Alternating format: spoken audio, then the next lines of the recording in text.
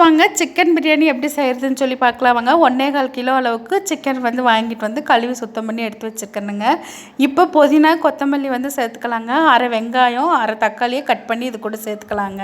ஒரு 2 ஸ்பூன் அளவுக்கு வந்து பார்த்திங்கன்னா உப்பு வந்து இது கூட சேர்த்துக்கலாங்க. தயிர் வந்து ஒரு 3 ஸ்பூன் அளவுக்கு சேர்த்துருக்கணுங்க. இஞ்சி பூண்டு வந்து பார்த்திங்கன்னா ஒரு 2 ஸ்பூன் அளவுக்கு சேர்த்துருக்கணுங்க. கொஞ்சமாக மல்லித்தூளுங்க, அதுக்கப்புறம் மிளகாத்தூள் கொஞ்சம் காரத்துக்கு, காஷ்மீரி மிளகாத்தூள் வந்து பார்த்திங்கன்னா கலருக்காக வந்து சேர்த்துருக்கணுங்க. கொஞ்சமாக வந்து பார்த்திங்கன்னா கரம் மசாலாங்க. இப்போ வந்து பிரியாணி மசாலாவும் இது கூடயே சேர்த்துக்கலாங்க. பிரியாணி மசாலா சேர்த்துட்டு அதுக்கப்புறம் பார்த்திங்கன்னா பெரிய லெமன் ஒரு எலுமிச்சம்பழம் வந்து ஃபுல்லாகவே அந்த சாறை வந்து சேர்த்துக்கலாங்க. எலுமிச்சம்பழம் சாறு சேர்த்து கொஞ்சம் பச்சை மிளகாய் சேர்த்துக்கலாங்க. சேர்த்து எல்லாம் கலந்து விட்டுடலாங்க. இப்போ பிரியாணி வந்து தாளிச்சிக்கலாம். அந்த கலந்து வச்ச சிக்கன் வந்து பார்த்திங்கன்னா ஒரு அரை மணி நேரம் போல் ஊறணுங்க. அப்போ தான் உப்பு காரமெல்லாம் வந்து சிக்கனில் வந்து பிடிக்கும். இப்போ வந்து நம்ம பிரியாணி தாளித்து விட்டுக்கிறதுக்கு எண்ணெய் ஊற்றிக்கலாங்க. கொஞ்சம் நெய் வந்து சேர்த்துருக்கணுங்க.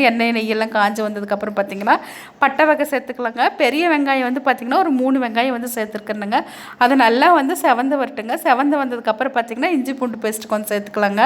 சேர்த்து நல்லா வதக்கி விட்டுக்கலாம். இஞ்சி பூண்டோட பச்சை ஸ்மெல் போனதுக்கப்புறம் 3 தக்காளிங்க, பெரிய தக்காளியாக 3 தக்காளி சேர்த்துருக்கணுங்க. அதுவுமே நல்லா வதங்கிருச்சு. இப்போ புதினா 1.5 கைப்பிடி, கொத்தமல்லி 1.5 கைப்பிடி அளவுக்கு சேர்த்துருக்கணுங்க.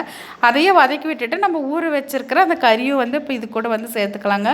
சேர்த்து நல்லா கலந்து விட்டுறலாங்க. கலந்து விட்டுட்டு உப்பு வந்து சேர்த்துக்கலாம். சிக்கனுக்கு வந்து எவ்வளோ பிரியாணிக்கு தேவையோ அந்த அளவுக்கு வந்து உப்பு சேர்த்துக்கலாங்க. உப்பு சேர்த்து நல்லா கலந்து விட்டுடலாங்க.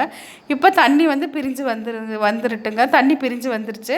இப்போ வந்து 1.25 கிலோ அளவுக்கு வந்து பார்த்திங்கன்னா சாப்பாட்டு அரிசி, அதாவது பொன்னி அரிசி சேர்த்துருக்கணுங்க. தேங்காய் பால் வந்து பார்த்திங்கன்னா கூட வந்து 2 டம்ளர் தேங்காய் பால் சேர்த்துருக்கணுங்க. இப்போ உப்பு காரமெல்லாம் செக் பண்ணிவிட்டு அதுக்கப்புறம் குக்கர் விசில் போட்டு மூடி வச்சிடலாங்க. விசில் வந்து நான் 2 விசில் விட்டு எடுத்துருக்கணுங்க. அதுக்கப்புறம் விசில் அடங்கினதுக்கப்புறம் பார்த்திங்கன்னா கொஞ்சமாக கொத்தமல்லி இலையும் நெய்யும் தூவி நல்லா கிளறி விட்டுக்கலாங்க. கிளறி விட்டுட்டு இப்போ வந்து நம்ம வந்து சாப்பிட்லாங்க. சாப்பிட்டா பிரியாணி ரொம்ப டேஸ்ட்டாக இருக்குதுங்க.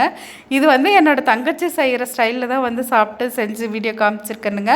ஆனால் சூப்பராக இருந்துச்சுங்க.